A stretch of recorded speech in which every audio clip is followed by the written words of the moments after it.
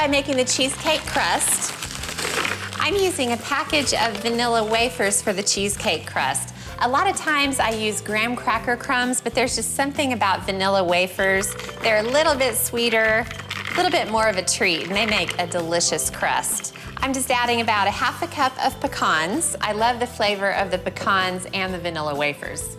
Okay, then I'll just crush these up. Okay, that looks good. Now I'm gonna pulse the machine while I drizzle in a stick of melted butter. This will just help the crust come together.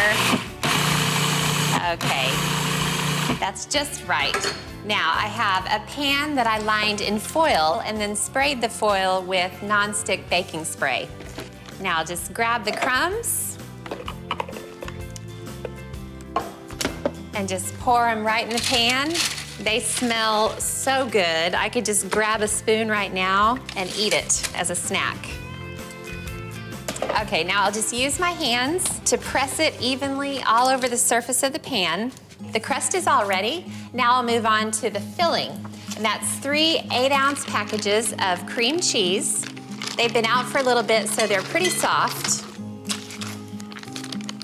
Usually when I make cheesecake, I make them in regular round spring-form pans. But for potluck, I always think that things should be in neat squares so when people go through the line, they can easily serve themselves. Okay, and then I'll add a cup and a half of sugar, cream cheese and sugar. What a combination. Okay, and then I'll just splash in about 1.5 teaspoons of vanilla. And then I'll just whip this till it's really fluffy. So I'm gonna crack in 4 eggs. Okay, just keep going. 3rd egg. Last egg. All right, now I have a package of sour cream. I'll add 4 ounces, otherwise known as half a cup. Just plop it right in there. That looks absolutely beautiful. Oh, so creamy and delicious. I get to lick the bowl, as usual. I definitely need a spatula. I don't want any of this to go to waste. Oh my goodness, who invented cheesecake? I think they should be sainted. All right, I just get all of that in there. Goodness gracious. One of the most beautiful sights in the world. Okay, I'll just spread it out so it's in a nice even layer on top. All right, now I'm just gonna bake this in a 350-degree oven for about 45 to 50 minutes. I topped the cheesecake with this beautiful blackberry topping. I'll tell you how I made it. So I threw a pile of plump, ripe blackberries into a pan with sugar and water. Then I brought it to a boil and simmered it for 4 or 5 minutes. Then, to thicken it slightly, I mixed up a slurry of cornstarch and water and stirred it into the blackberry mixture.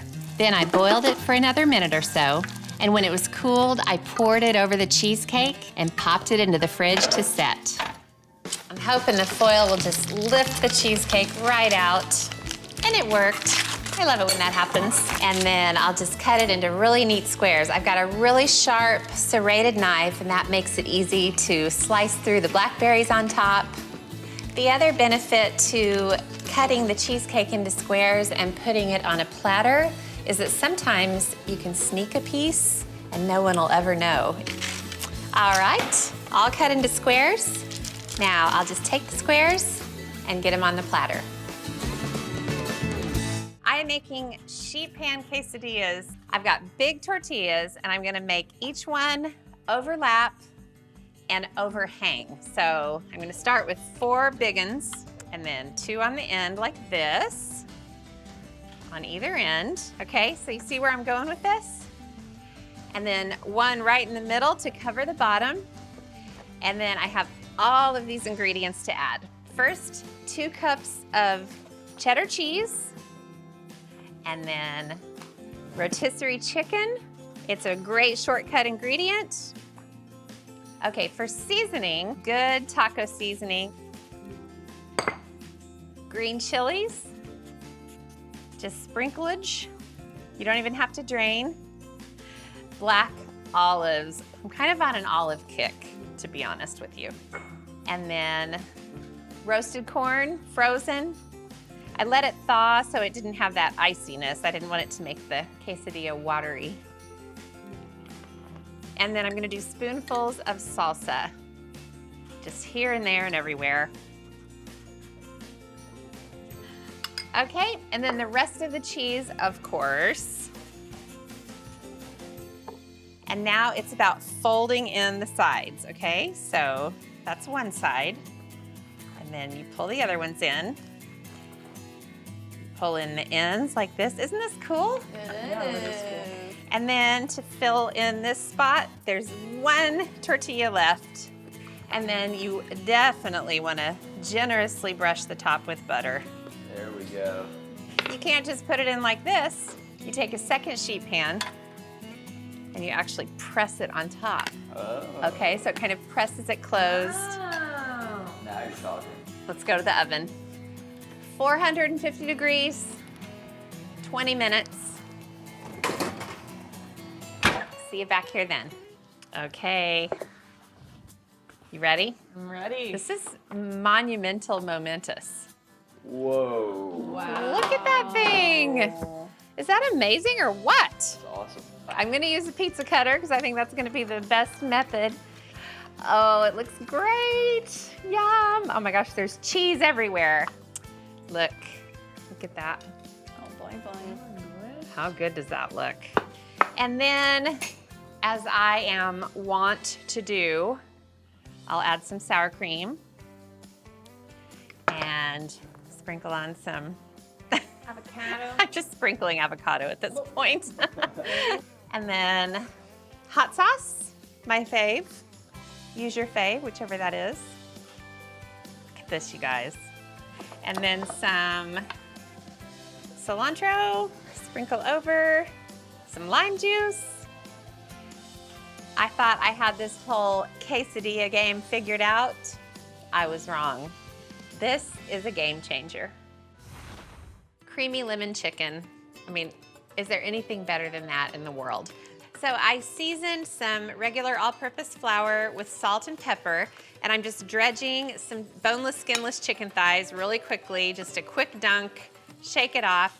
This is not about creating a thick breading, it's just kind of lightly dredging in the flour mixture, and it creates just a little bit of a golden crust without being sort of a complicated assembly line breading process. I love lemon chicken, and this has spinach in it. And I'm just gonna serve it straight out of the skillet, which to me means easy in so many ways. First of all, when you serve things out of the skillet, you don't have to dirty up a whole separate platter. You don't have as many dishes to do at the end of the evening, which means you can sit down and stream your favorite, like, trashy TV show, which is my favorite leisure activity, let me tell you. Okay, so now, oh, this is for later. Okay, so I'm gonna let the chicken brown on the first side. It's gonna take about 3.5 minutes, and then I'll turn it over and do the same thing to the second side. Don't go away. This is gonna happen in a flash. Okay, the chicken is all but done, and you really wanna cook it until it's just about finished cooking, because it's not gonna have much of a chance once you move on with the sauce. So I'm gonna take it out of the skillet. Look at the crust on this. Isn't that pretty? I love dark meat, and for that reason, I am a chicken thigh girl. I'm a thigh girl, not a breast girl. Okay, sorry. I'm like a 12-year-old. Now, into the pan with all that chicken flavor and butter, I'm gonna add some minced garlic and just stir it around. You wanna get in here and look at this? Okie doke. So when the garlic really starts to get fragrant, you wanna grab the hard stuff. Oh, this is really gonna mess up the stove in a wonderful way. Oh my, I'm gonna switch tongs. Actually, I'm gonna get a spatula. Listen to this. I really wanna scrape that delicious stuff off the bottom of the skillet. And when you're browning chicken like this, it really does leave kind of a crust down there, and that is full of flavor, so you want it to go into the sauce. And this pan was so hot, it's really good to use like an enameled cast iron skillet for something like this because it just gets the pan so hot that it reduces that wine almost instantly. So next, cream. Now you have to come in and look. Cream. We can't miss these moments. This is the good stuff right here. These are the memories. These are the important memories. And then I zested a couple of lemons, and I'm adding the zest and the juice. So lemon chicken, anytime you make lemon anything, you always want to add the zest because the juice does add flavor, but there's nothing like the zest of a lemon to really drive home the lemony point. Okay, and then Parmesan. Isn't this quick? It's coming together so fast. So fast. Paige, you can So make this for fast. your roommates in college. Yeah. Alex, you can make this for your roommate in life. You mean my hubby? Now come look at this. Oh. It's bubbling around the edges. So now is a good time to kind of turn the heat down a little bit and then grab the baby spinach. And it always cracks me up how much spinach you have to add to a sauce like this for it to really register. But that was probably about 4 or 5 ounces of spinach, and then you just want to stir it and toss it. It's good to have tongs for this, but Alex, come look. You're missing all the creamy magic. Look. Oh, this looks amazing. So then, you guessed it, the chicken goes in and it just kind of gets nestled in among the spinach. So look at this, Alex. That beautiful lemony cream sauce with wine, and the chicken is nestled in there.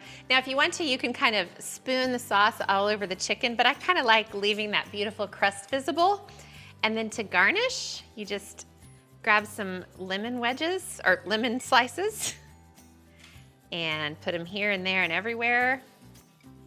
I had some basil. Oh, here it is. It's on the plate. I've got some sliced basil, look. Oh, Wow, this is pretty. I absolutely love this. Creamy lemon chicken in a skillet. Look, up close. That is gorgeous. You can serve it with pasta, you can serve it with bread, you can serve it by itself.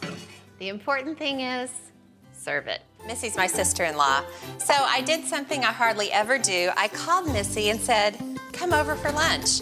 She and I never get together on our own, and today was the perfect opportunity. So I'm gonna whip up a delicious chicken taco salad just for the two of us. I've been seasoning 2 boneless, skinless chicken breasts, and I'm gonna get them into the pan. This chicken taco salad is one of my 16-minute meals. It's really, really fast, really easy, and so flavorful.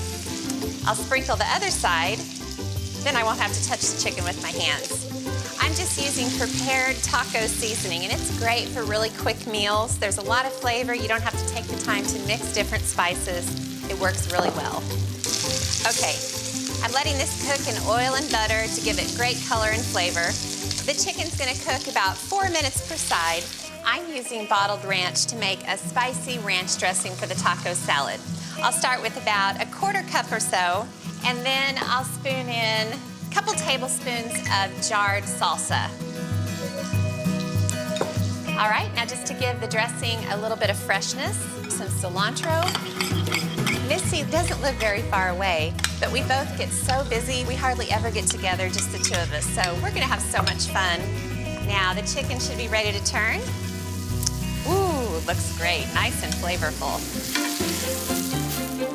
I'll just put it on a plate. Looks yummy. Now it's just gonna rest for a little bit. Now I have 2 ears of fresh corn, and I'm gonna grill the corn, but before I put it on the grill pan, I'm just gonna roll it around in the skillet that I cooked the chicken in, and it's just gonna get some of that yummy flavor on the outside. Okay, the corn is ready. It's got a little bit of color, a few grill marks on the outside. And now I'll just slice the corn kernels right off the cob. They're not too hot to handle. I love fresh corn because then you can control how much you cook it. I like corn to be pretty crunchy, not totally raw, but not totally cooked either. Now I'll just grab the chicken, dice it up. It looks really, really good. Everything in this salad is sort of bite-sized. That's what I love about it. Every bite is fun. It has a lot of different things going on. I'm so looking forward to getting together with Missy. And of course, we love getting together with the whole family, but sometimes we just want to kind of get over in a corner, have some girl talk. Okay, everything's ready. Now I just need to assemble the salad. I've got a whole bunch of shredded green leaf lettuce. I literally shaved it with a really sharp knife. Now I'll sprinkle on the diced chicken. And then I diced up just some Roma tomatoes. And then the grilled corn, delicious. I'll sprinkle on some pepper jack cheese, sliced green onions, avocado. Well, speak of the devil. Hi, Missy. You're here. I'm here. How weird for us just to get together for lunch. No kids, no husbands? No. I'm just finishing our salad, so I just gotta put the dressing on. There's tomatoes in there. Did you say healthy? Well, I'm gonna sprinkle a few chips on, if you don't mind. Roasting a Thanksgiving turkey is not hard. All I did was I started with a 20-pound turkey, patted it dry, took out the bag of giblets, of course, and now I am going to truss the turkey, which just means tie the legs. So basically you just wanna crisscross the legs and just tie them, and this makes sure that the turkey stays intact while it bakes. Okay, so what I did was just transferred the rack into the roasting pan, and I'm gonna put it into the oven for the first stage. And for that stage, I've gotta cover the whole thing with foil. Here I go. So now, Alex, let's go to the oven, okay? Okay. 20-pounder. Hi-ya! So this is gonna go into a 275-degree oven. It's gonna bake for about 10 minutes per pound for the first stage, so I'll see you back here in 3.5 hours. Okay, so we're gonna move right along and get some herbs citrus butter ready to smear all over the turkey.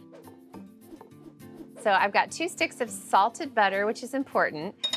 And I'm adding the zest of 2 lemons and 1 orange, and then some gorgeous fragrant herbs. I've got sage and 2 tablespoons of rosemary, is about a tablespoon of sage, and then chopped thyme, about a tablespoon. I love fresh herbs. They make me happy. I love them in the morning, I love them in the night. I love them full stop. So the butter is all smeared together. You see that, Alex? Oh yeah. Doesn't that look yummy? Okay, so let's go to the oven. So, oh gosh, I don't want to do this.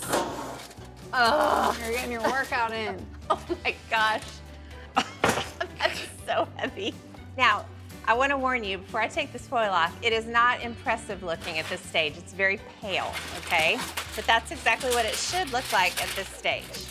Now, you can be neat about it and just smear it with a spoon, but I have never had more luck than when I just do it with my hands. So basically, you just want to smear this all over. Getting a nice massage. It is. It's just like giving it a massage. It's very strange, but.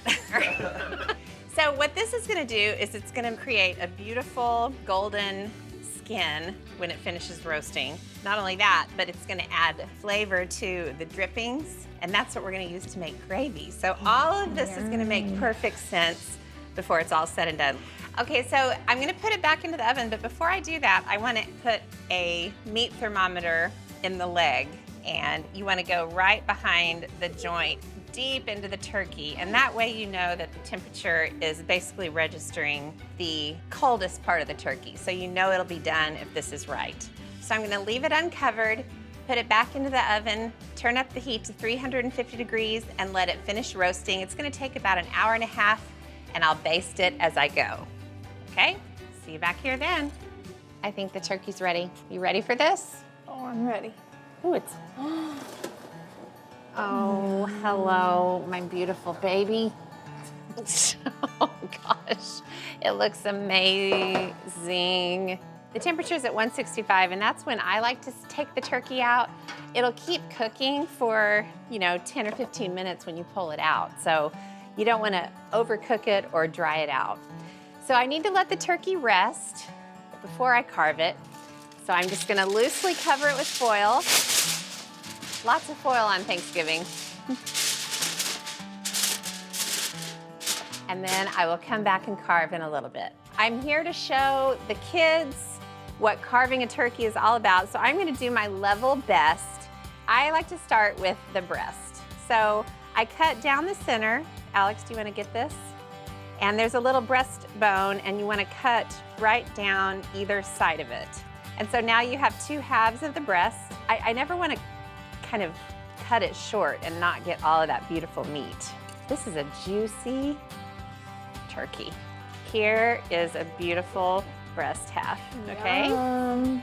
So I'll put that over to the side and I'll pull the other one off. It helps to have a very sharp knife. Lad who? I mean, look at this perfectly cooked turkey though. Oh, baby. It's gorgeous. All right, now I'm just gonna keep going. It's just gonna take me about 4 seconds. So isn't that a gorgeous platter? And then all that you need to do after that is just garnish the platter. And I like to do oranges. Paige, you wanna come help me? Sure. And then some sage leaves. I love the combination of citrus and herbs. It's so pretty. What do you say, Paige? Should we go on down to the house and leave these guys behind? Whoa, whoa, whoa. Happy Thanksgiving. No, I'm just kidding. Okay, this is beautiful. Roasted Thanksgiving turkey, all carved, put on a platter with some garnishes. Absolutely perfect. Happy Turkey Day. Now for dinner tonight, I'm making chicken mozzarella pasta. It is one of my family's favorite dinners. It's hearty and delicious, and best of all, it takes no time at all to make. Now I'm cooking some bite-sized chicken pieces. These are boneless, skinless breasts, and I cut them into pretty small pieces because that'll make them cook a little bit quicker. Now the chicken, it looks like, is ready to come out. It's got some nice color on the outside. The good thing is the chicken doesn't have to be all the way cooked at this point. After I make the sauce, the chicken's gonna go back in and finish cooking, and that just makes the sauce even more delicious. Okay, got all the chicken out. Now I'll turn the heat down just a little bit, and I'll put the onions right into the pan with all that wonderful chicken flavor. I love making sauces like this where the meat goes into the pan first and then it just flavors everything you put in there after that. Okay, now I'll just stir around the onions and garlic. Now part of what makes this dish so easy and so quick, I use really good quality marinara sauce right out of the jar. I use it all the time. It's a really delicious shortcut ingredient. Now, I do want it to have a little bit more of a liquidy texture, so I've got just the thing.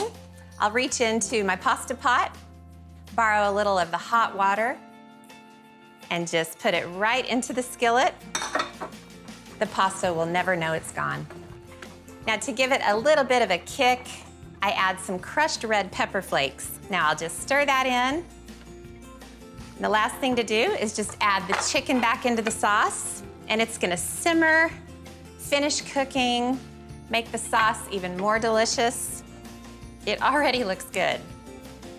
Okay, now to give it a little green, I'll mince up some parsley. You can add any herbs you want to this dish. I'll add some basil after it's done, and it adds some great flavor. Anything you want is fine. This is probably in my family's top 10 favorite dishes of all time. Okay, I'll just mince up the parsley, sprinkle it right in. All right, now the sauce just has to simmer for about 7 to 8 minutes.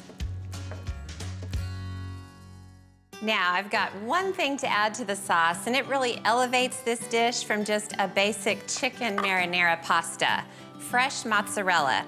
Now, I'm cutting it into cubes, not very big pieces. I'll just cut it into sticks. They're about 1/2 inch square. I'll just sprinkle it right in. All right, the pasta is done. I love these pasta pots with the built-in colander. Now I'll put it into a great big bowl. I love these huge pasta bowls. And then I'll drizzle the pasta with a little bit of olive oil.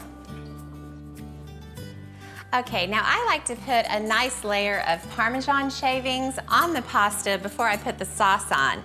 It just adds a nice layer of deliciousness. I'm just using a vegetable peeler, big hunk of Parmesan. Okay, I think that's a good amount of Parmesan. Now give the sauce a stir. Ooh, the mozzarella is melting. It looks perfect. And I'm just gonna pour this right over the pasta. A lot faster than spooning it. Wow, and the cheese is gonna continue to soften. Okay, now I wanna add some green to the top and some flavor. So I've got some beautiful basil. I love fresh basil so much. Now I just stack up the leaves real roughly. I'm not trying to be precise here. This is a 16-minute meal after all. And I'll just roll them up and just slice them pretty thin. The basil winds up in these beautiful thin ribbons, and I'll just sprinkle it all over the pasta. How gorgeous does that look? And with that, dinner is done and in 16 minutes flat. So I'm gonna make shortcut taco soup. So I've got some ground beef that I've totally browned in a pot with onion and garlic. And I'm gonna add a bunch of tomato paste. I love the kind in a tube because it's just like toothpaste, basically. I'm gonna do probably 2 heaping tablespoons because this adds such richness in a pretty short amount of time. So I'm gonna turn the heat way up, and I wanna smush the tomato paste into the ground beef and try to kind of get it, can you see that, Paige? Get it on the bottom of the pan and just kind of get the flavors of that tomato paste going. Just kind of release the magic of the tomato paste. Okay, so I'm gonna add some salt and pepper because the ground beef really needs it. And I need a little exercise today. And then taco seasoning. You can't have tacos without some kind of taco seasoning. Okay, so this is a shortcut taco soup, which means you don't stop and let things cook a million times. So I'm gonna add a can of tomatoes with green chilies, which is a staple around these parts. And then fire roasted corn and a can of black beans. And I am being very radical, and I am not draining the beans or the corn. And that's just fine because this is gonna cook so fast and over really high heat. So it's gonna be so good, and it already looks amazing. So then for the liquid, I'm just using vegetable stock. You can use beef stock, chicken stock, whatever stock. And then some hot sauce, your favorite, hot sauce of your choice. And then honestly, talk about a one-pot wonder right here. Now all I need to do is bring this to a boil and let it cook really fast for about 10 minutes. Look how violently it is bubbling away. And that's the secret when you're making a quick, shortcut soup. You wanna just really bring it to a boil and let it just violently cook for, 10, 15 minutes. Whatever you got available in your schedule. Okay, believe it or not, this soup is ready to serve. And the thing is, this soup is perfect as it is, so you could just serve it without any adornments. But as you know, I like fixins, otherwise known as fixings. So I'm gonna go ahead and show you how to finish this. Look, this bothers me though. I have to fix this before we continue. Yeah, that was bothering me. I can't deal with stuff like that. It keeps me awake at night. Okay, so here, Paige, I'll just put this here so you can really get a good look of the serving. You can also use ground turkey for this delicious soup, but it has such great texture. It's just a triumph, basically. So whatever you put on tacos, you can put on taco soup. So I'm gonna add some cheddar cheese and a good old dollop of sour cream, which I love because you can kind of get little bitty bits of sour cream as you eat it, and it just kind of mixes. Look at all that. I added a lot. And then watch this, this is super fun. Corn chips, ready? And then just sprinkle. Oh my gosh. And then cilantro, of course, just to give it a little freshness. I mean, that took approximately 45 seconds to make, that whole soup. At least it seems that fast. It's Perfect for teenagers, college students, middle-aged moms. Not naming any names, but I love this soup. Watch this. You always do the eye roll. Okay. I like the crunch.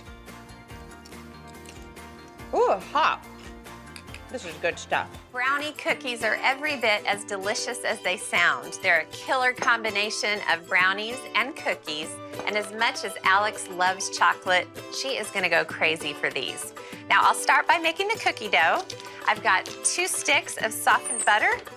They go right into the mixer. And the second stick goes right in. And then 2 cups of sugar. This is such an easy recipe, and it has all the good things of life.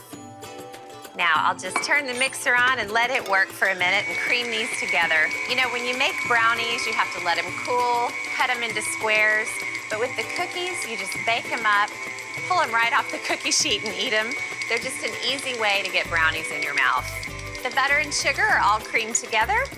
So I'll turn the mixer to the lowest setting, and I'll drizzle in the chocolate. This is what makes the brownie cookies brownie cookies. Now, I use bittersweet chocolate, and I just melted it in the microwave, and it's really, really important to let it cool completely. If you don't, once it hits that butter, it'll start to melt it.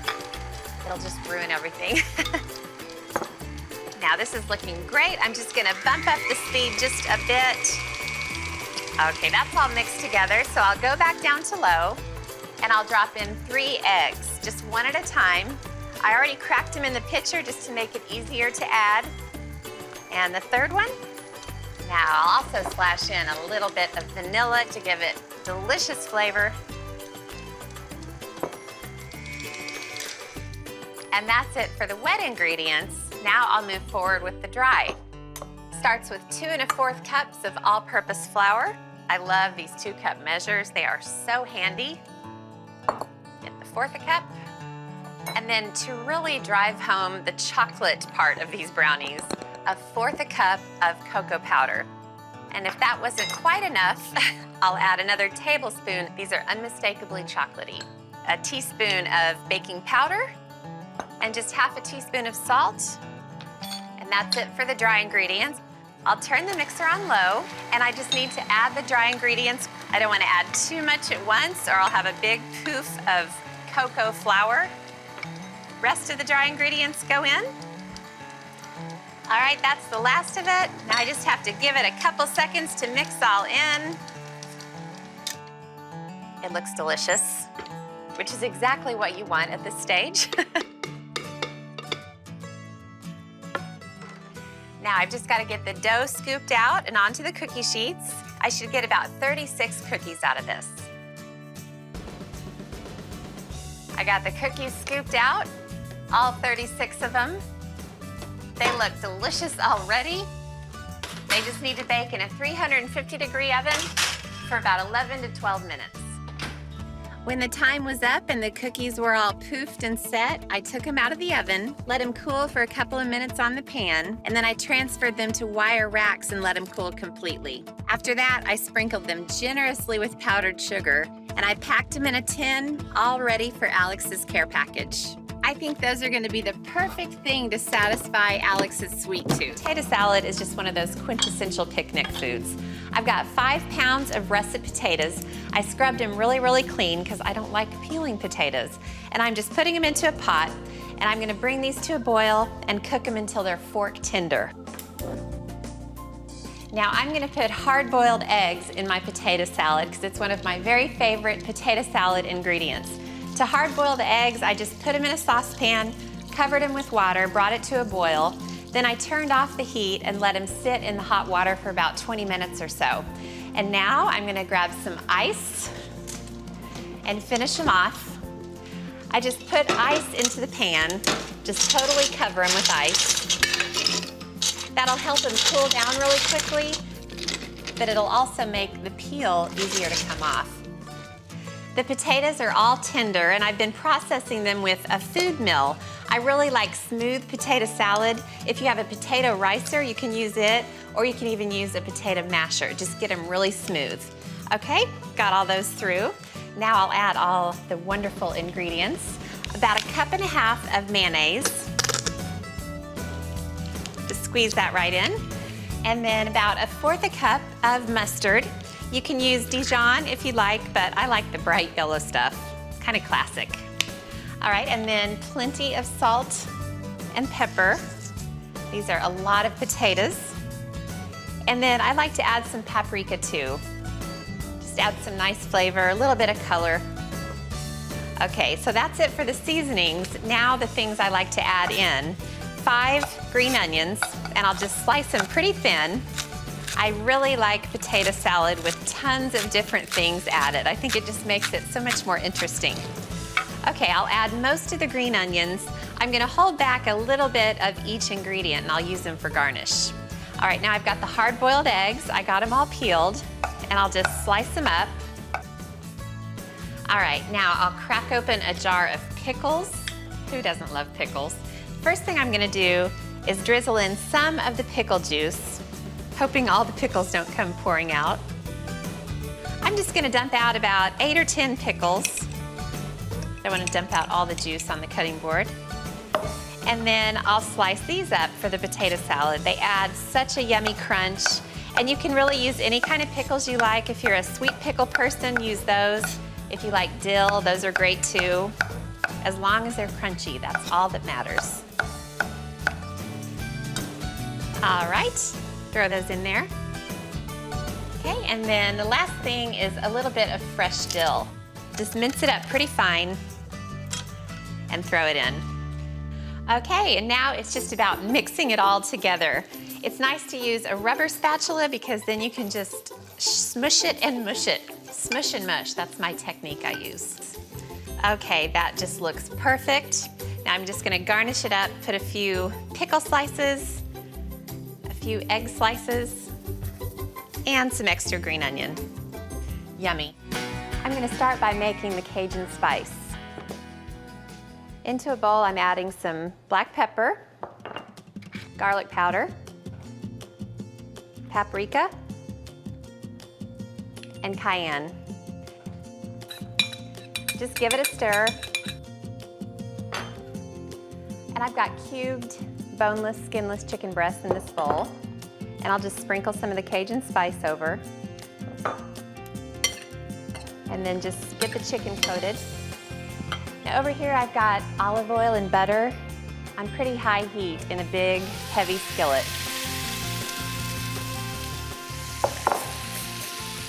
I'm not going to stir or disturb it at all. I just want to get it against the surface so it'll brown as quickly as possible.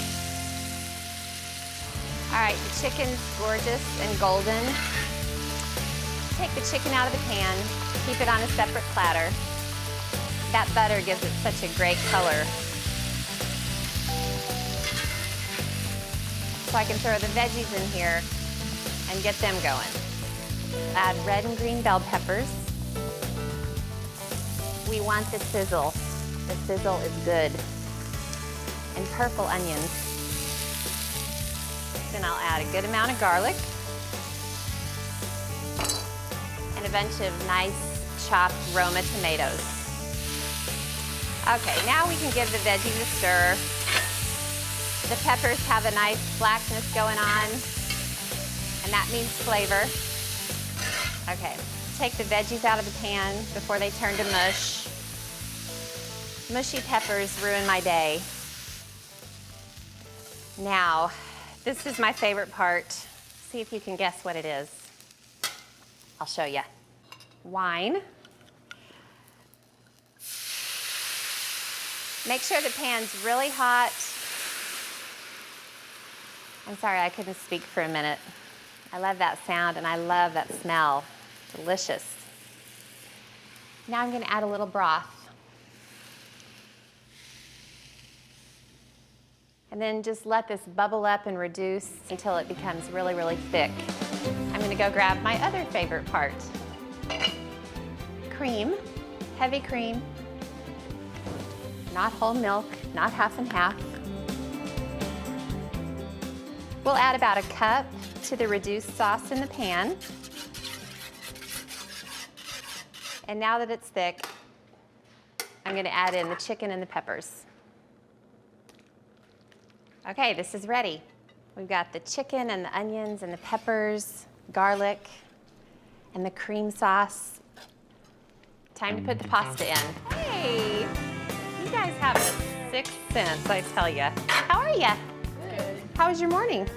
Can I have the big block of chicken, please? You want a big piece of chicken? You hungry, Brycey? Uh-huh. You starving? You guys sit over there and I'll serve it up. A lot of chicken. Heavy on the chicken. Where'd your dad go, guys? Did he have to help Uncle Tim some more? Well, that means more pasta for us, right? Yeah. Sure. You want more pasta, more chicken, or more everything? Good. Hits the spot, doesn't it, kiddos? I'm gonna make a big batch of cheese-stuffed pasta shells with tomato sauce. They are very, very popular in my house. Now, I've been grating up a bunch of cheeses, and I'll make the filling for the pasta shells. It starts with a whole bunch of ricotta cheese. I'm actually making 2 pans of shells, one to pop in the freezer and one to take home for dinner tonight. This is a lot of ricotta cheese. Now for some sharper cheese, I've got some grated Parmesan and grated Romano. I also have 2 eggs, and those go right in. I'm just gonna get some basil and parsley together. This is a really great meatless meal. I love it because you can serve the shells with a salad, and that's a great meal in itself. And then some salt and pepper. This is a lot of cheese mixture, so it really needs some seasoning. And then I'll just use my muscles to get this all combined. Now, part of what makes this so easy is that you can use jarred marinara sauce. And I'll just put a little bit in the bottom of the pan, just to have a little foundation of sauce. And now I boiled a whole bunch of jumbo pasta shells. I'll hold it open with my hand and get some of the delicious cheesy filling. And then it goes cheese side down in the sauce. I'm gonna fill up this pan, then I'll do the other one. I'll top the whole thing with more marinara sauce. Just pour it right out of the jar. And that is why jarred marinara sauce is so wonderful. You just crack open the jar and go for it. Now, cheese again. I have a whole bunch of grated mozzarella, and it melts so beautifully over the top of these shells. Now I have some leftover Romano and Parm, and it goes on. Now I'll just cover these with foil and dream about digging into this tonight. So just 25 minutes in a 350-degree oven, and it'll be nice and hot. Everyone gets a big helping of shells. I just love the way the sauce coats the pasta and a little of the cheesy filling peeps out. Yum. Then it just needs some crusty bread, a sprinkle of chopped parsley, and that's dinner. I'm gonna start by whipping up a big batch of the best breakfast potatoes ever. I love these because you just toss them together, throw them in the oven, and they're done before you know it. I started with 5 pounds of red potatoes, and I just chopped them up. They don't need to be perfect. And then I'll throw them into a big bowl. I think I'm feeding, well, I don't know how many I'm feeding. I always plan on a big crowd. That way I always have enough. And then I've got 2 onions, and I just chopped them. I left them pretty big, and I'll throw those in with the potatoes. These are really hearty breakfast potatoes. They bake in the oven, but they get really sizzly and flavorful. I'm actually getting hungry myself. Then I'll mince up about 8 cloves of garlic. Gives them great flavor. Okay, now for extra yumminess, I've got a couple of bell peppers, 2 red and 2 green, but you can use whatever colors you want. Okay, got the peppers all chopped. Now I'll throw those in. I just like them to be in big, rough chunks. You don't have to meticulously dice them for this dish. Okay, now I'll add half a cup of butter, otherwise known as 1 stick, and then the same amount of olive oil. These are gonna fry in the oven, so the butter allows them to get nice color, but the oil lets them fry and get real sizzly. Okay, now I'll add a good amount of salt, a really good amount of black pepper. You know how cowboys feel about this. Good amount of seasoned salt. That adds a little saltiness, but also a few other flavors too. And then for some kick, some cayenne pepper. I add cayenne pepper to about 85% of my recipes. Okay, and then I'll just toss this around, get them all coated. I would have used a spoon, but it would take me a lot longer. I'm not afraid to dig in there, get my hands dirty. Okay, that's all mixed together. Now I've got 2 big baking sheets, and I'm just gonna spread the potatoes on each one. I'm using 2 because I don't want to crowd the potatoes. If I crowd them, they'll just steam and they won't get crispy and fried. Okay, that is a lot of potatoes, but I guarantee you they're gonna be gone.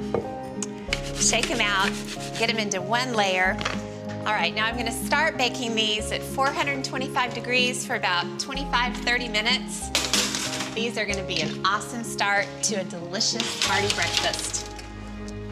These potatoes look so good. They smell divine. Oh my gosh. Now, instead of taking 2 different baking trays out to the guys, I'm actually just gonna combine them into one.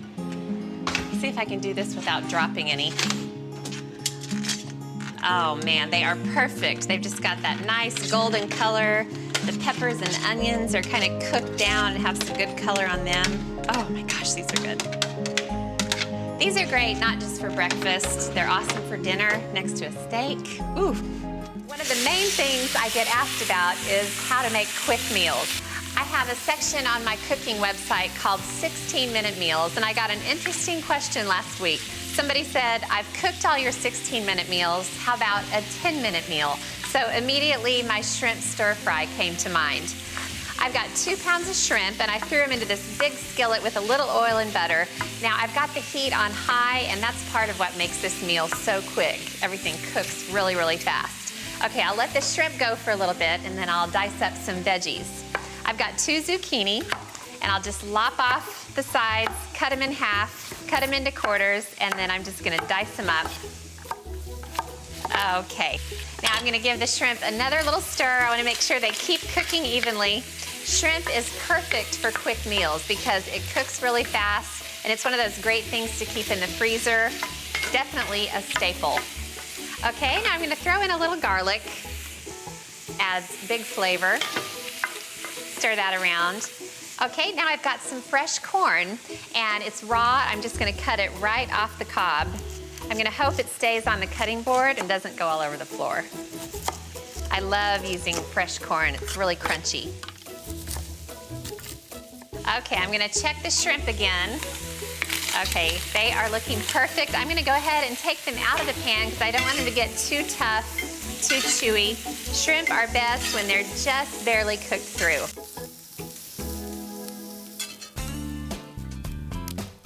Okay, now I'm gonna put a little more oil and butter in the skillet. Get that stirred around.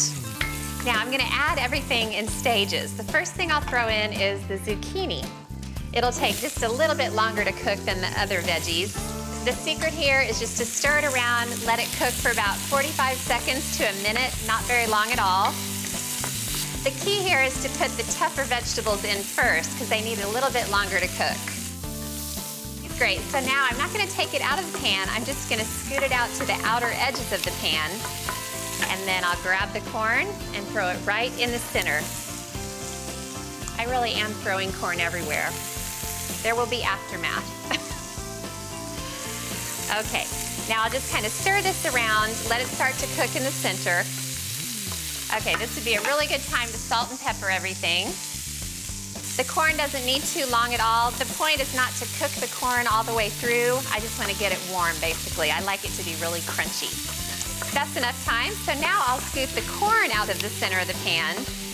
And then I have about a cup each of red and yellow grape tomatoes, and I just cut them in half. And I'll throw these in the center. And I don't want to cook these at all. Again, I just want to warm them up. And then the shrimp goes back in. And I get all the juices from the pan. That's flavor right there. Stir that around. And then honestly, what totally makes this dish is lemon juice. I'll just squeeze a whole lemon all over the top. Let it kind of sizzle in there with the butter and oil, and it just creates this delicious flavor. It makes it really fresh. And then the basil goes in.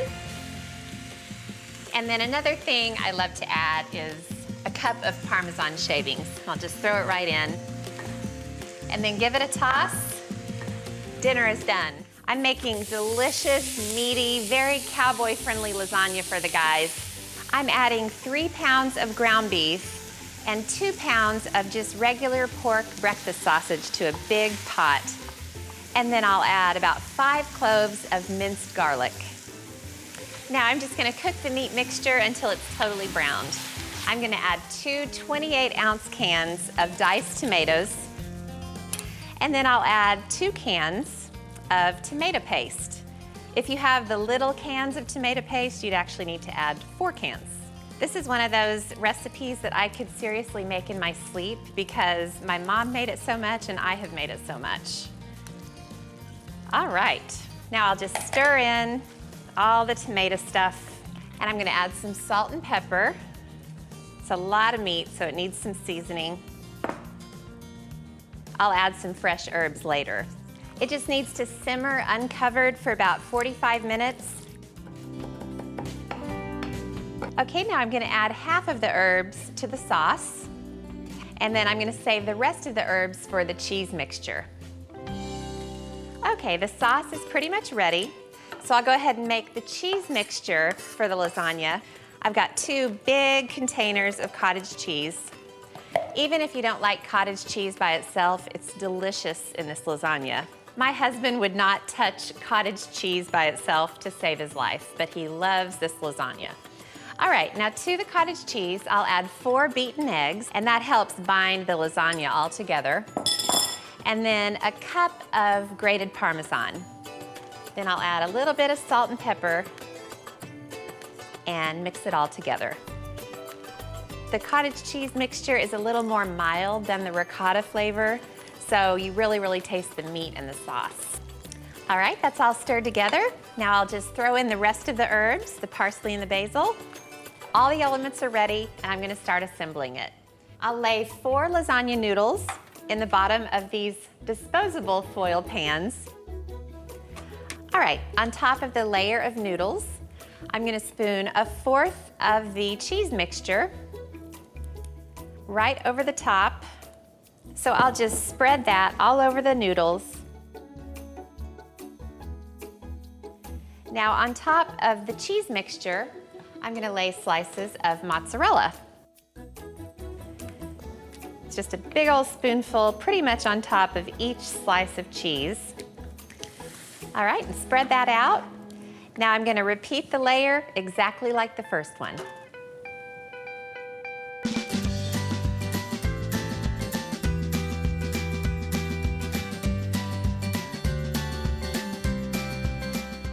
It needs to bake at 350 for about 45 minutes to an hour until it's hot and bubbly.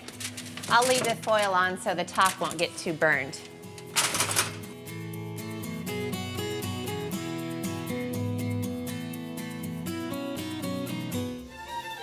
The last thing Hyacinth needs is to worry about cooking dinner every Friday night. So I'm gonna whip up some yummy beef stew with cheddar cheese grits for Hyacinth, and that way she won't have to think about dinner at all. I've got 2 pots going because I'm actually gonna make one for Hyacinth's family and one for mine. I'm gonna brown the meat first. I got a chuck roast and cut it into big cubes. I actually haven't told Hyacinth that I'm making dinner for her. I'm just gonna run in and pick up Alex like I always do and then spring dinner on her at the last minute. Okay, the meat's nice and brown, so I'm gonna go ahead and take it out of the pot.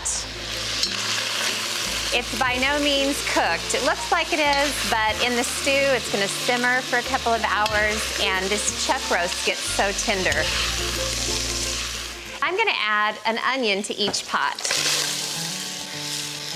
The pot is nice and brown. It has a lot of bits from the meat in there. And then I'm gonna add about 3 cloves of chopped garlic to each pot. All right, now I'll just stir the onions and garlic around a bit. The pots are so hot, they're almost translucent already, so I really just need to cook them for about a minute. So I'm just gonna take a break and grab a couple beers. It's been a long day. Just kidding. I'm gonna add the beer to the stew. This gives the stew really great flavor.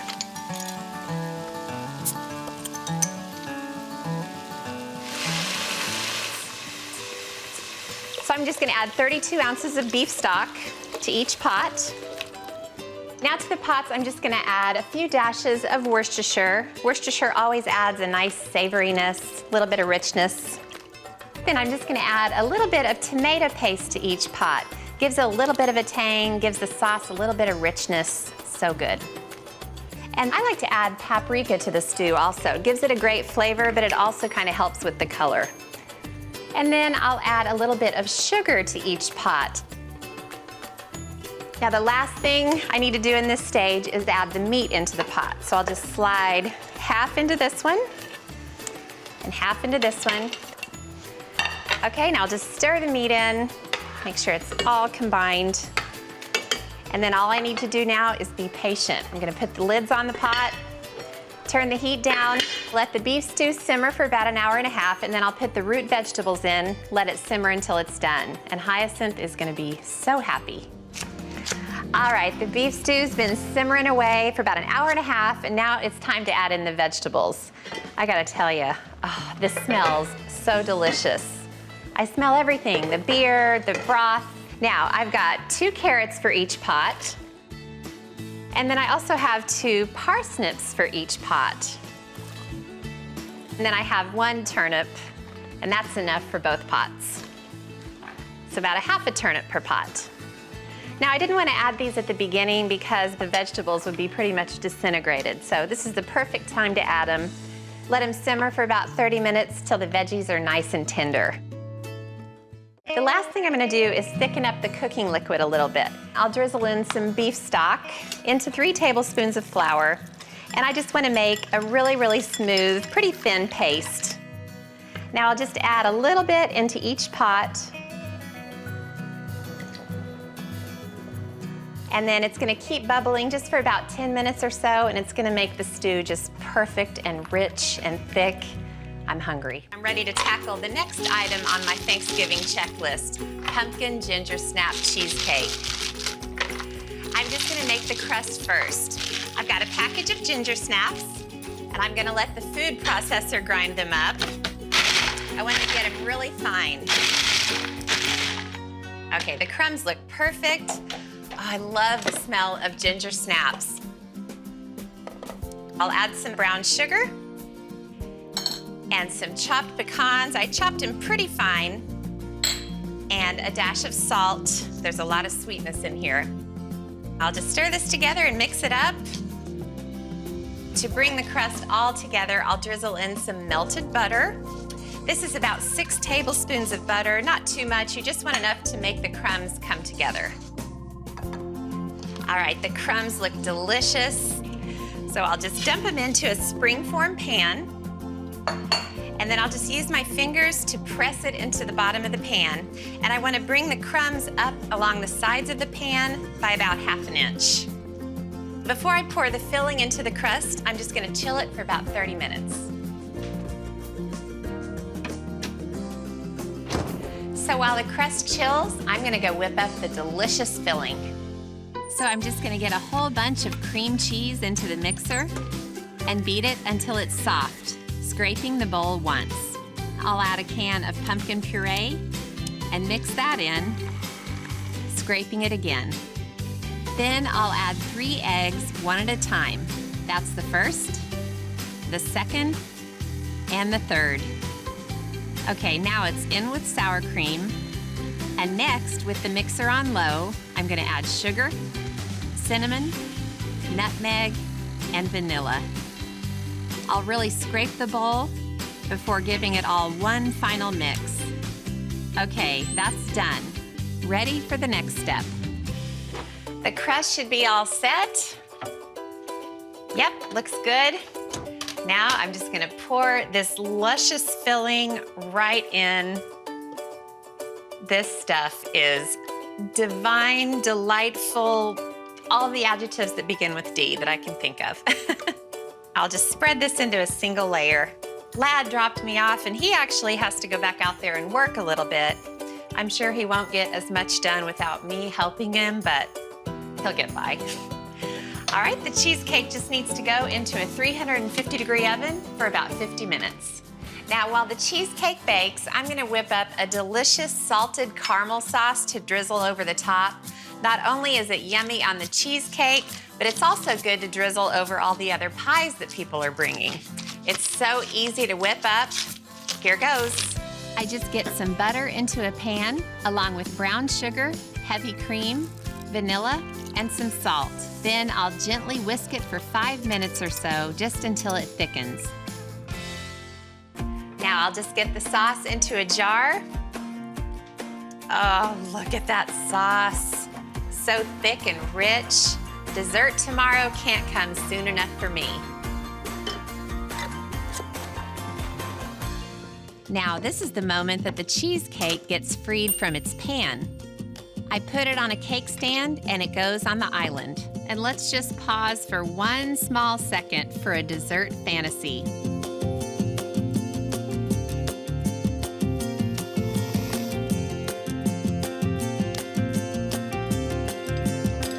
I've got 3 big chicken breasts, and I'm gonna cook them in chicken broth, just boil them until they're done. These are bone-in, so they're gonna be extra flavorful as they cook. And I've got 3 chicken thighs. These are gonna cook up just great, and I'm gonna make a chicken pie out of them. Great mix of white meat and dark meat. It's gonna take this chicken about 45 minutes to an hour to cook all the way through. Who doesn't love chicken pie? I swear I've never met a single person who doesn't love it. I'm gonna turn all of that boiled chicken into a perfect chicken pie. I've been chopping up some veggies for the pie, and I'll get them into a skillet with some butter, starting with celery. I've also got some onion and some carrots, and I added a little something to this one that I don't normally use, and that's parsnips. I diced everything really fine because the kids don't really like huge chunks of veggies. I'll take veggies any way I can get them. I need to season the veggies with some salt and pepper. Sprinkle some in. I just need to stir these veggies around for about 3 minutes. The filling for the chicken pie needs to be really thick, so I'm gonna sprinkle in some flour, about 1/3 cup or so, and I'll stir it around and cook it for just a minute or so. I'm changing this chicken pie up from my normal one. I usually use a regular pie pastry whenever I make chicken pie. This time I'm taking a little bit of a shortcut, and I'm gonna top the pie with a sheet of puff pastry. It's looking really good. So now the liquid needs to go into the pan. And by liquid, I mean white wine for starters. I'll pour in about 1/2 cup or so. The flavor of white wine in chicken pie is so divine. It's really subtle, there's not too much in there. Looks really good. So I'm gonna pour in chicken broth. It looks like a lot, but it's gonna thicken up. Some fresh thyme leaves, so as the sauce thickens, it'll take on that yummy thyme flavor. 1 more veggie right out of the freezer. Got a bag of frozen green beans, and I'm just gonna put them in their frozen state.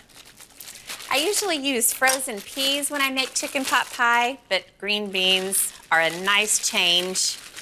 Now I'm gonna grab some turmeric. I'm adding this for color more than anything else. It does add some nice flavor.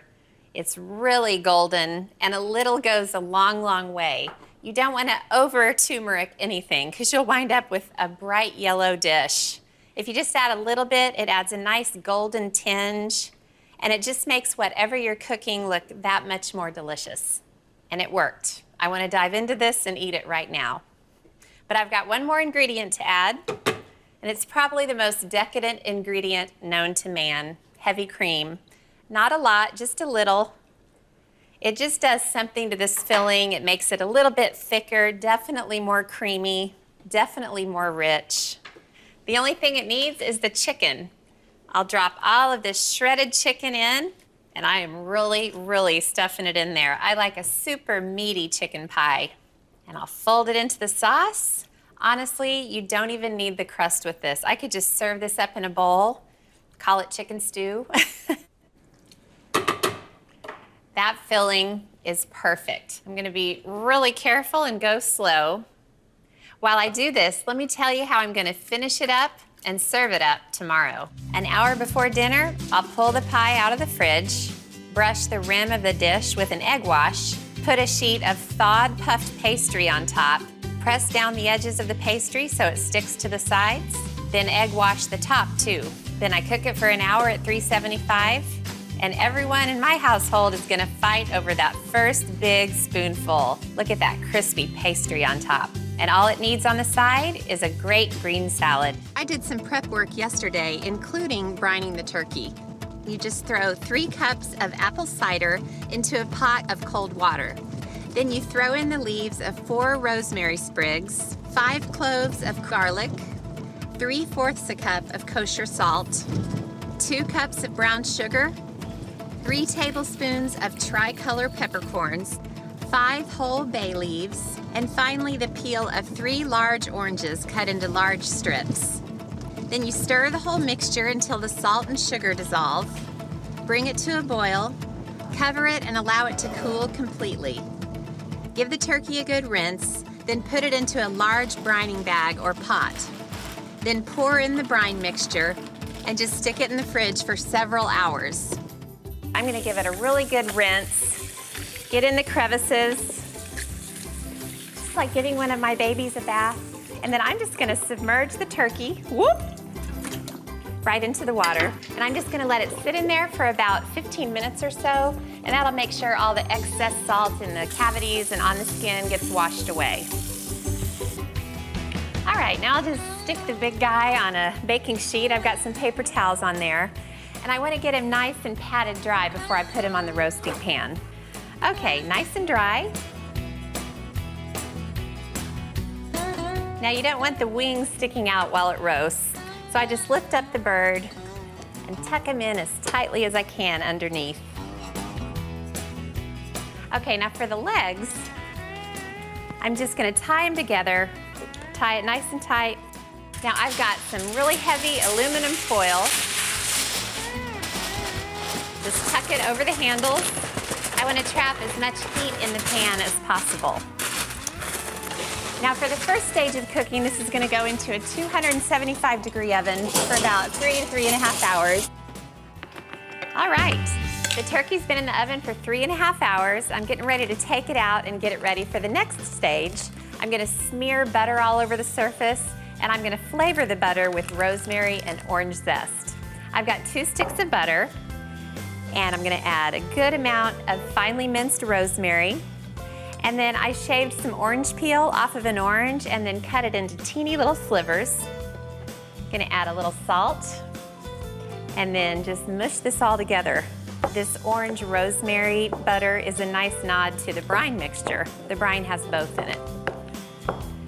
Okay, and I'm just gonna smear the butter all over the surface of the turkey. I want the orange zest to kind of stick to the surface of the bird. It's so pretty. Insert the meat thermometer. I've got a heavy-duty one here, and I just stick it in the really thick part of the thigh. And that's the only way I can really tell if the turkey's done. Now the turkey's gonna go back into the 375-degree oven for about 2 to 2.5 more hours until the temperature reads 165.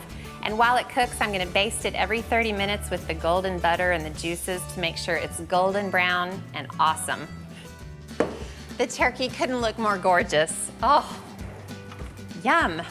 Now I'm gonna take the turkey out of the roasting pan. That's why I love these racks. Just gonna let it rest for a little bit. Now I'm just gonna cover the turkey and let it rest. That actually helps all the juices evenly distribute around the turkey. This is a really quick and easy corn and cheese chowder. I've had some onions cooking in some butter, and I threw in some pieces of bacon. Now I'll just stir this around and let it cook. And I've also got some diced bell pepper. I've got red, orange, and yellow because they're so pretty together, but you can use whatever you have on hand. Okay, I'm gonna let the peppers cook. And then I've shaved the kernels off of 5 cobs of corn. And I'm just gonna dump the corn in. This is a piece of cake, this soup recipe, but you wouldn't know it when you taste it. It is extremely impressive and yummy. Now stir the corn around. Okay, now I'm gonna add a 1/4 cup of flour. Just sprinkle it over the ingredients and give it a stir. And now I'll just pour in some chicken broth as I dribble it across the counter. So I'm gonna grab half and half. You can use milk instead of half and half, but why would you want to do that? So I'm just gonna add a little salt, good amount of pepper, and just give it a stir, and that is it. All you need to do is put the lid on, let it simmer for about 15 minutes or so. Oh my, oh, it looks so good. It's really thickening up. The kitchen smells divine. Now I'm just gonna finish off the soup by adding some cheese. I've got a cup of Monterey Jack, which I think is great in soups because it's so creamy and it melts so nicely. And then I'm also gonna add a cup of pepper jack cheese. That's gonna add a nice kick. I'll stir it in. Oh, the cheese really, really sends this soup over the top. So good. And then last thing, I've got some sliced green onions, about 1/3 cup or so. And that is one yummy soup. But I think I should make sure it's one yummy soup. I'm gonna give it a taste.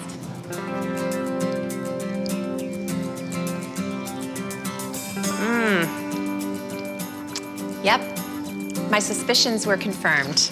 It's perfect. Oatmeal cookies are always a favorite among kids, so I knew I wanted to make a batch of my brown sugar oatmeal cookies for the kids at the parade. These are so delicious. They're everything that's wonderful about regular oatmeal cookies, but with a whole bunch of brown sugar. They bake up really chewy and wonderful.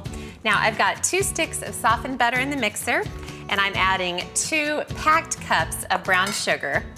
And I'll just turn on the mixer and let it start to mix together. Now I'll whip up the dry ingredients, and that just starts with 1.5 cups of flour. Just even it off with my finger. This is a really easy recipe. All right, a teaspoon of salt and 1/2 teaspoon of baking soda. And then I'll just stir this together so it'll be all ready. All right, that's all mixed together. It'll be ready when I need it. So now I'll crack in a couple of eggs. The sugar and butter are all mixed together. I use dark brown sugar for these cookies. You can also use light brown. Either one is delicious, but I love that dark color of dark brown sugar. And then 2 teaspoons of vanilla. 1, 2. And now with the mixer going, I'll just add the dry ingredients in a couple of batches. Let it mix really gradually.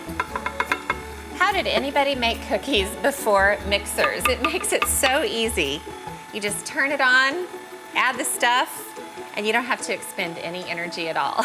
I love recipes like that. Okay, and now for the oats. 3 cups of just regular old-fashioned oats. Just sprinkle them in. I love these unusual measuring cup sizes. This is 1.5 cups. It makes it so handy.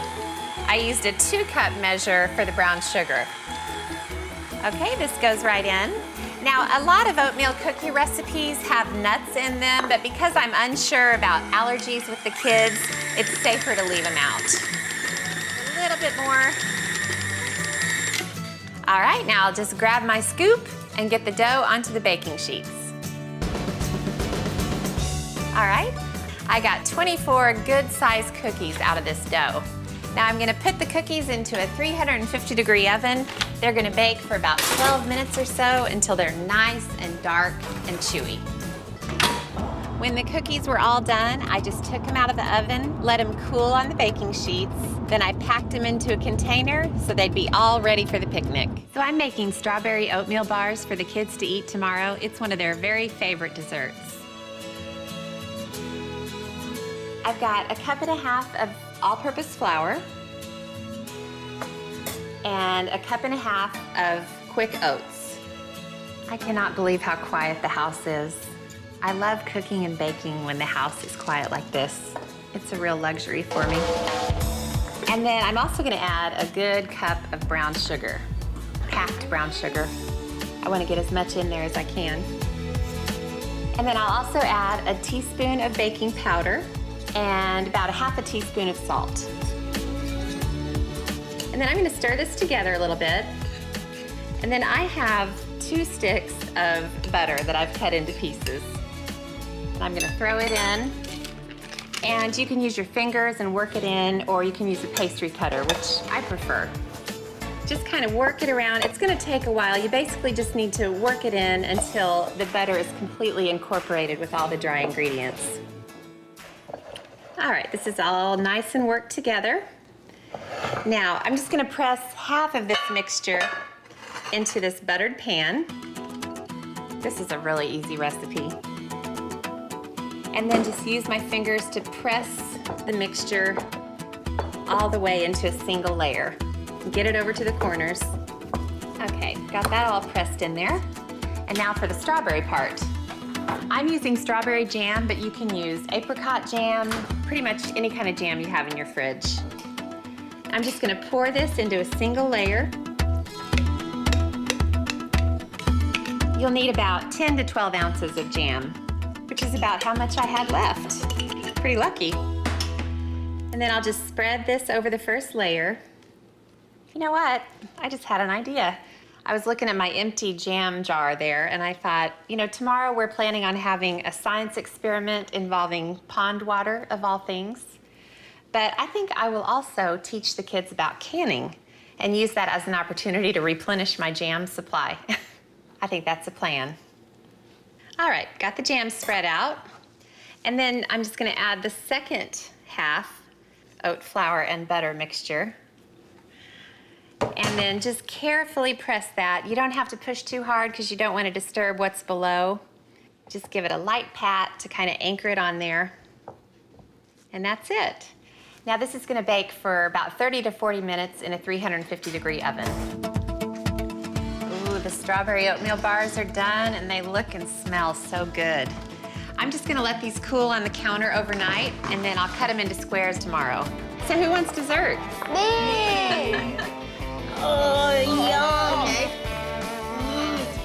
Todd loves sweets, and this is one seriously sweet pie. He also loves chocolate, peanut butter, so this pie covers all the bases.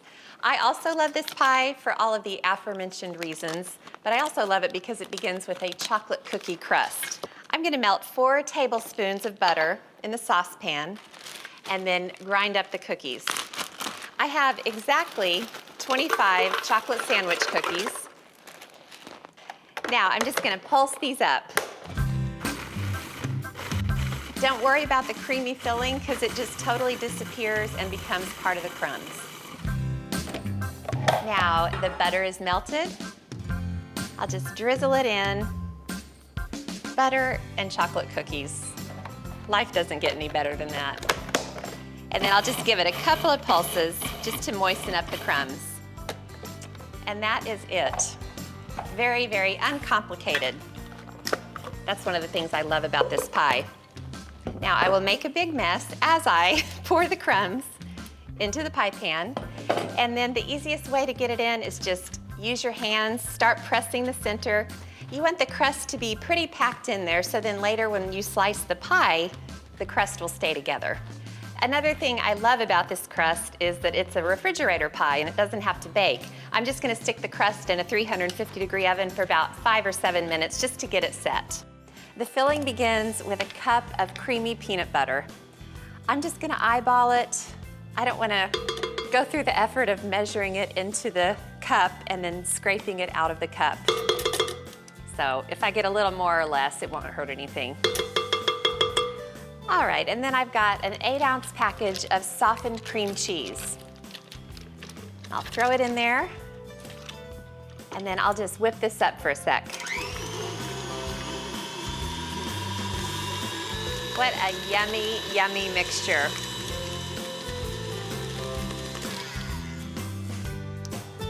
Now to this mixture, I'll add a 1.25 cups of powdered sugar. And the final ingredient, avert your eyes, frozen non-dairy whipped topping. I've been thawing it so it's nice and soft.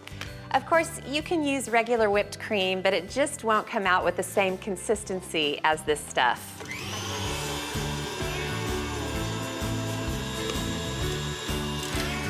Okay, absolutely perfect. All right, now I'm just gonna put this into the cooled crust. I tell you, if you love peanut butter, this is your dessert. The whole kitchen smells like peanut butter right now. And then I'll just spread it around. Look at that, isn't that gorgeous? And that is all there is to it. Now it just needs to sit in the fridge for a couple of hours until it's set. To go with the ribs, I'm making twice-baked potato casserole. It's pretty much everything that's wonderful about twice-baked potatoes, but in casserole form. Now, of course, twice-baked potatoes in any form have to have bacon, so I fried up a bunch, and I just need to chop it up. You know, you can use store-bought bacon bits for twice-baked potatoes, but I think nothing is like bacon you fry yourself, particularly when you're cooking for cowboys. They detect things like this. They might run me out of town if they find out I used artificial bacon pieces. Okay, I got the bacon all chopped. I'll let that sit for a sec. Now I've got to add a lot of butter to this casserole because I baked a lot of potatoes. So I've got 4 sticks of softened butter. I want it to be really, really soft. Then when the warm potato mixture goes in, it melts really quickly. Okay, and 4. And a whole container of sour cream. Everyone likes sour cream with potatoes, let's face it. Okay, now for the potatoes. I've got 16 big baking potatoes, and I rubbed them in a little bit of vegetable oil and then baked them at 400 for about an hour. They're nice and tender, very hot. So I'll just cut it in half. Ooh, nice and hot. And I'll use a little towel so it won't be too hot in my hands. And I like to use just a big tablespoon to slowly scrape the insides out. Okay, that's the last potato scooped, and I've got nice little flecks of potato skin all throughout. So now I'll season all of this. It's a lot of potato, so it needs a good amount of salt, and of course, plenty of black pepper. And then I also like to add some seasoned salt. It just adds a few different flavors, a little bit of extra saltiness. All right, that looks great. Now I'll throw in all of this delicious bacon. Okay, now the green onions go in. I also grated a lot of cheese, a couple of cups of cheddar jack, and I'll sprinkle that over the top. And then I definitely need some milk in here so that everything will mix together well. So I'll just pour in a couple of cups of milk. All right, now I just need to break out my muscles. I've got a potato masher, and I'll just go right in and smush all this together. This takes a little while. There are a lot of ingredients in here. The potatoes don't have to be completely smooth, but I don't want there to be any huge chunks. Okay, looks perfect. Get the extra off. Now I'm gonna put all of this into a big foil container. I think it'll all fit. Whenever I'm making twice-baked potatoes for a crowd, it can get a little much to refill the skins after the mixture is done. This is the perfect solution. Just put it into a big pan, warm it up, and it's ready to serve. This looks amazing. There is not a cowboy on the ranch or a kid on the ranch that won't go crazy for this. Okay, now I'll just smooth out the surface. Doesn't have to be perfect. This is a great dish to make if you're having a big party because you can actually make it the day ahead and pop it in the oven when you're ready. I wasn't that organized. I did it the same day. Okay, now I'm gonna sprinkle more cheese over the top. The potato mixture has plenty inside, but I like for the top to have a nice layer of melted cheese. This is cheddar jack, but you can use all cheddar, all jack, or you could do pepper jack. That's always delicious too. Okay, now this just needs to go back into the oven for about 30 minutes until it's warmed through. Cheesy twice-baked potato casserole, simple pan-fried pork chops. These things are so wonderful, not just because they're easy, but because the guys absolutely inhale them. And I've got them all salted and peppered. Cowboys love lots of black pepper. Now all I'm gonna do is dredge these in a really simple flour mixture. And that starts with about 4 cups of flour, quite a bit of salt, and lots of black pepper. And then I like to throw a little seasoned salt in there just for a little bit extra flavor.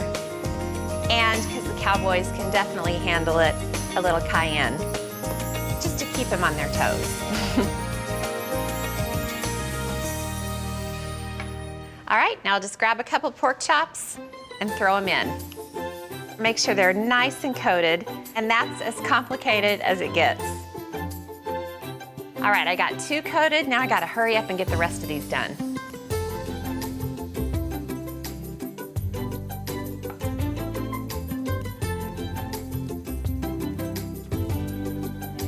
All right, I'm gonna go ahead and start frying them up. I've got a big skillet with a mix of canola oil and butter. Now these are just gonna go for about 2 minutes per side until they're nice and golden and crisp. These are looking good, so they're ready to turn. It's funny because the guys are cattle ranchers, how much they love pork chops, but they really are favorites of all the guys. And the girls too. These look nice and golden brown, so I'll get these out. Now I'm gonna fry up the rest of these. I'm just browning some breakfast sausage with some finely diced onion. I'm gonna let the sausage cook all the way through. And while it does, I'm gonna grab that shortcut ingredient. Frozen tater tots. So easy. All I need to do is get them into a buttered baking dish.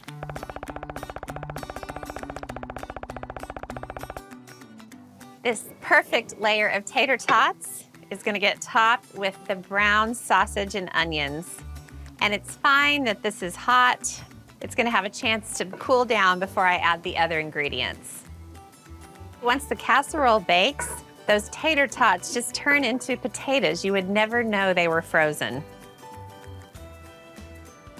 Okay, that is all the sausage. Now I'll start working on the egg mixture. This casserole has a lot of cheese, so I'm gonna grate up some cheddar and some Monterey Jack. It's probably the cheese combination that I use the most in my kitchen. Okay, that's enough cheddar. I'll start grating the pepper jack. Love pepper jack cheese, it's so creamy and I love the spice. Okay, that's it for the cheese. Get it out of here. I've got 4 eggs that I cracked into the pitcher. And I'll add a cup of milk. It's whole milk just to make the whole thing a little more rich. And speaking of rich, a little bit of half and half, just about half a cup or so. Now the sausage is really flavorful and plenty salty, but I'm gonna add just a little bit of seasoned salt, about a 1/4 teaspoon. And for some spice, a little cayenne pepper. Really simple. And then I'll whisk this together. Okay, that is nice and mixed. So I'll add some green and red bell pepper. I seeded it and pulled out the membranes, and then I diced them really fine. Okay, the last thing to add to the egg mixture is half of this cheese. The other half is gonna go on top of the casserole. I'll give it a quick stir. And then this beautiful concoction gets poured over the sausage, which is cool by now. And look at all that chunky wonderfulness. Make sure it's all even. And then the rest of this cheese goes on top. This is a cheesy, cheesy dish. Now I've just gotta cover it with foil, stash it in the fridge overnight, and tomorrow when it comes to baking and serving, well, that's gonna be a cinch. I'll get the casserole into the oven at 350 degrees for 25 minutes. Then I'll take the foil off and bake it for another 20 minutes. Then when it's hot and bubbling, I'll get it out and onto the counter. And everyone will have a lovely, hearty helping. Oh boy, check out all the tater tots and sausagey, oniony, eggy cheesiness. Fantastic. All right, I had some onions and garlic browning in a pan, and I just added a pound each of ground beef and Italian sausage. And I'm just gonna break this up as it browns. I'll add a 28-ounce can of whole tomatoes, juice and all, and then a couple of regular cans of tomato sauce. You can also do jarred marinara sauce if you have that. Either one will work. And then just to give it a little spice, I know the 6 Drummond kids can handle it, some crushed red pepper flakes, and then about a teaspoon of Italian seasoning. I love this baked ziti. Anytime I have to feed a bunch of people, I whip it up. Then a little salt and pepper. Okay, now I'll just let the meat sauce simmer for about 25 to 30 minutes to make sure it's really flavorful. And while it simmers, I'll whip up the cheese mixture for the baked ziti. So the first cheese is ricotta, just a tub. The next is mozzarella. I'll grate 1.5 pounds and add about 2 cups, keeping the rest for later. And I'll also grate 1/2 cup of Parmesan and add it in with the other cheeses. Next, it's 2 eggs, 2 tablespoons of minced parsley, some salt, and pepper. And then I'll just stir it together a couple of times. Okay, the cheese mixture's all combined. Now I'll get the pasta in to cook. I'm using 1 pound of ziti pasta. You can do penne, mostaccioli, any short pasta is just fine. Just pour it in. All right, now I'll just let the pasta cook for about 10 minutes until it's done. Now the pasta is all cooked. I rinsed it under cold water because I wanted it to stop cooking. And I'm just gonna pour it into the bowl with the delicious cheese mixture. And then I'll stir this so the pasta gets coated in all that wonderful ricotta, all that mozzarella. Okay, now the sauce should be slightly cooled. So I'll pour it right in with the pasta and the cheese. Now the purpose of this is just to give the cheese-coated pasta a little bit of a coating of sauce. Now I'll start the layering process. I'll add 1/2 of the pasta into this dish, and then I'll spread it all into an even layer. Now I'll top the pasta with 1/2 of the sauce. The sauce looks so good, it's been bubbling away. It's really dark and rich looking. You could just boil up some pasta, top it with this, that'd be a great dinner too. Okay, now I'll just spread the sauce into an even layer. Now on top of the sauce, I'll add a little more grated mozzarella. And then I'll start the whole process again.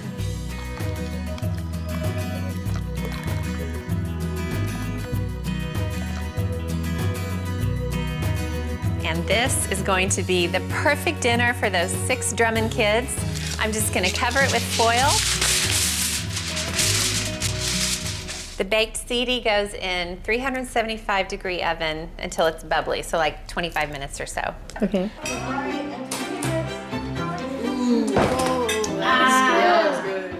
Okay guys, pass your plates down and I'll serve you up.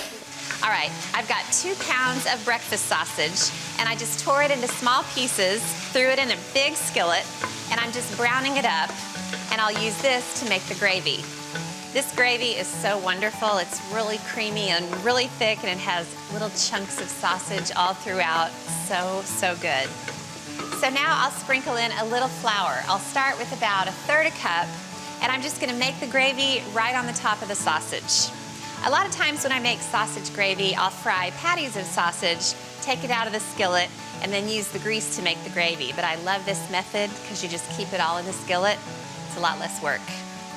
Okay, now I'll stir this in.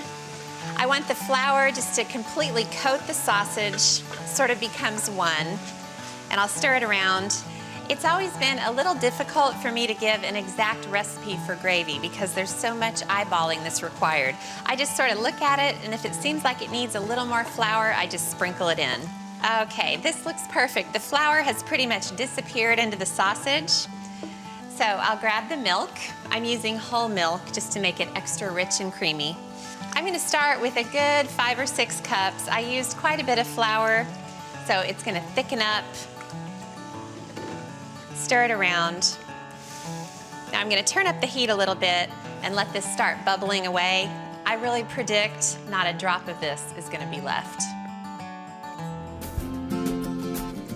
The gravy is gorgeously thick. It looks just perfect, so I'm gonna season it up. I'll just add a little bit of salt. I don't want to add too much until I have a chance to taste it. Plenty of black pepper. There's a lot of pepper in this meal. And then just a little bit of seasoned salt to give it extra flavor. Now I'll stir that around. It looks unbelievably wonderful. I could eat it by the spoonful. Salisbury steak in a tasty onion gravy seems like just the ticket. I just mixed together 1.5 pounds of ground beef, then added 1/2 cup of seasoned breadcrumbs to bind it all together. Then I added 2 teaspoons of dry mustard, a crumbled beef bouillon cube, 4 dashes of Worcestershire sauce, a tablespoon of ketchup, and some salt and pepper. After that, I kneaded the mixture together, formed some oval patties. I've got some oil and butter in a hot pan, and I'll just get the patties going. Now, because the patties begin with ground beef, I want to make sure they're cooked all the way through. So I'm going to cook them for about 3 to 5 minutes on the first side. Now, after the patties are fried, I'll take them out of the pan, and then I'll make a really yummy sauce, and that's what makes Salisbury steak so yummy. The patties are done. I took them out of the pan, and then I drained off all the grease, didn't clean the pan, and I threw in a sliced onion, and I've been cooking that. It's nice and golden brown, so I'm gonna move into the sauce. I'll just pour 2 cups of beef broth right into the pan with the onions. You know, sometimes I call this gravy, but it's really not a gravy in the traditional sense of the word. It's more of a sauce, and the flavor of the patties really comes through. And then several dashes of Worcestershire sauce. Just eyeball it. And then for a little tang and sweetness, a tablespoon of ketchup. I'd say a heaping tablespoon. And then this is a strictly optional ingredient, but I like to add a little bit of seasoning and browning sauce into the pan. Ooh, that's gonna be nice and dark. It really doesn't do too much except it deepens the color, deepens the flavor a little bit. If you don't use it, it'll still be totally delicious. I'm gonna let that go a little bit. And to thicken it up a little, I'm going to mix some cornstarch with a little beef broth. Just enough to turn it into a paste. My mother-in-law always makes fun of me because I stir things with the measuring spoons I use, but I don't like to do dishes, so I'm in the habit of dirtying as few things as possible. All right, now I'm just gonna add a couple of tablespoons of the cornstarch mixture to the sauce. And then I'll let it cook for just a minute and see what it looks like. The cornstarch thickens the sauce, but it also makes it nice and glossy and really beautiful. If it needs more thickening, I can always add more. If the sauce gets too thick, you can splash in a little beef broth. It's real easy, you can't mess it up. Okay, this looks perfect. It's getting nice and thick. So I'm just gonna add a little salt and pepper. And it looks just so good, so pretty. You can give it a taste, adjust the seasonings as you want, but it looks just right. So now I'll just stick the patties right back into the pan, nudge them around into the sauce, and then this sauce is so wonderful, I want to spoon it over the tops of the patties. You know, the Salisbury steak, I remember, had really finely diced onions in the gravy, and if you didn't like onions, you were kind of out of luck. But I like to slice them big, and that way if a kid doesn't necessarily like onions, they can easily pick them off. All right, Salisbury steak is done. I'm just gonna let them simmer in the pan. I'm gonna whip up the best tomato soup ever. I love this soup. My friend Kathy's been making this soup for years, and every time I try it, I like it a little bit more than the time before. Now I've got some diced onions sauteing in 3/4 of a stick of butter, and I'm gonna throw in 2 cans of diced tomatoes. This is a really easy soup, which makes it even better. And then a big old can of tomato juice. You can use flavored tomato juice, but I like to just do it plain. The beauty of the tomato flavor really shines through.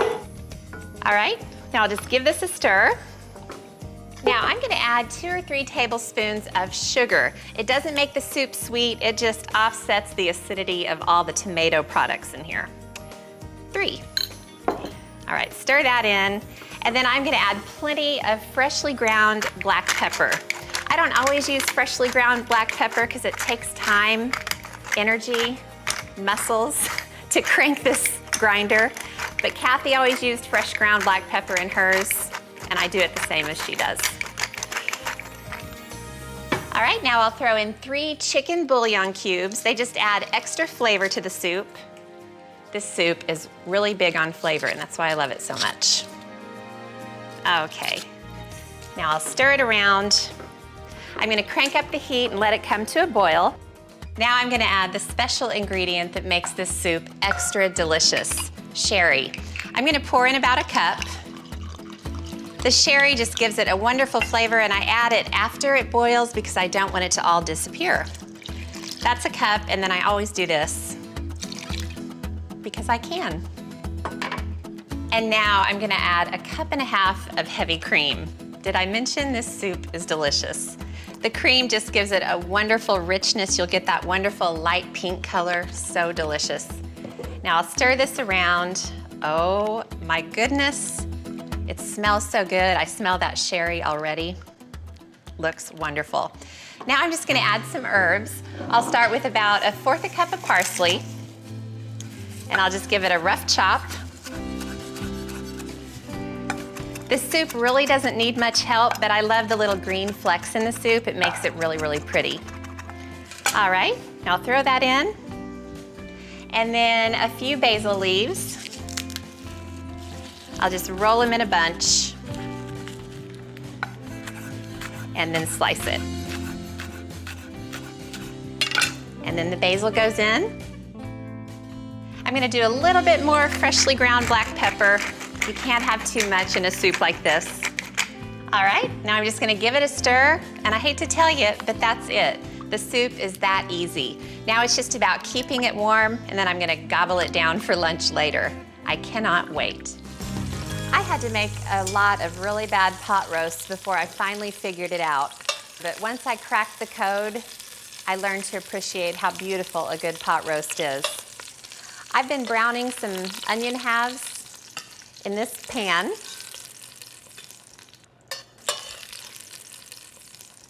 Look how gorgeous they are. I love cooked onions. I love brown cooked onions.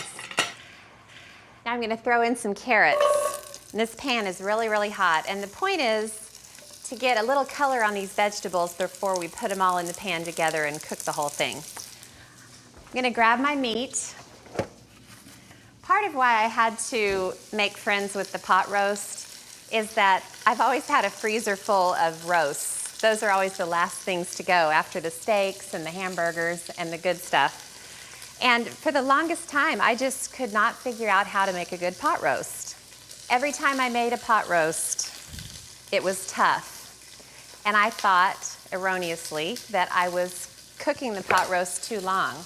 So it was sort of a vicious cycle. The next time I'd make one, I'd cook it a little less. And the next time I'd make it, I'd cook it a little less. But what I didn't know, and what I would soon learn, is that pot roast needs to be cooked for a long, long period of time over low heat in order to dissolve the tough connective tissues in the meat.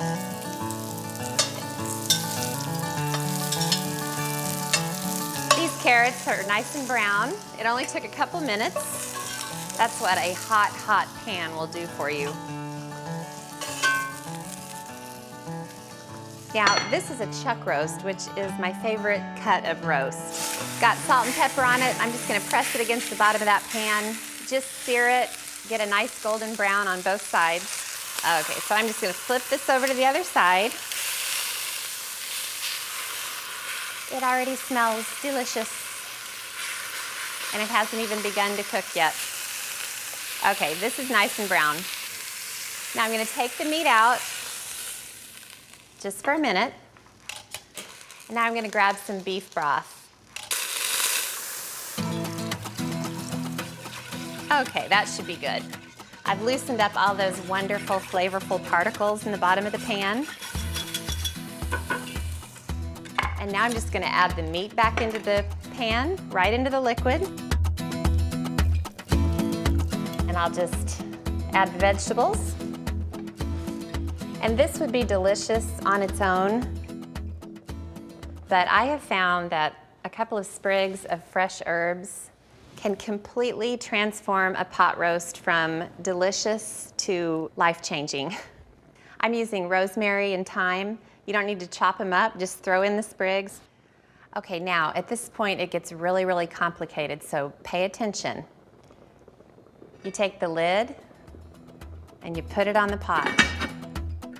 It's not really complicated, I was just kidding. Now it goes into a 275-degree oven for 3 or 4 hours, depending on the size of your roast. You don't need to fiddle with it, you don't need to stir it, you don't even need to check on it. Just let it go.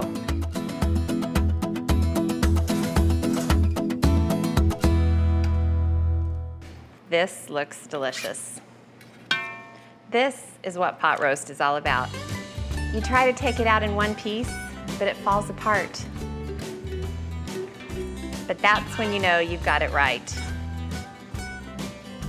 Now you can shred this with 2 forks. You can slice it with a sharp knife. It really doesn't matter what method you use because it all falls apart anyway. I'm hungry. Is that roast beef I see? Yep.